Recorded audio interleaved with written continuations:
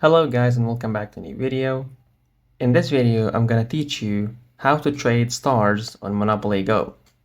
So don't forget to like and subscribe before we begin, and let's dive in.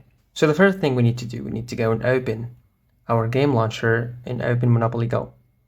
There's no need to use a game launcher, but on my Steam, I use it for myself. So here we need to wait until the game is loading and the bar gets 100%. And now once we're here, as you can see, we got the game, and we got this main page or the interface, and we need to start trading with stickers.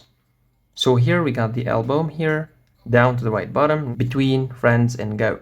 So we click on album, and here we got all these options. So for example, let's go and choose Australian Outback.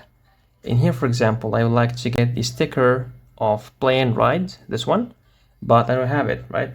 So I would like to start trading with. I'm gonna click on it. And here it says, need the sticker, ask our sticker trading group on Facebook. So here you need to click on ask the group.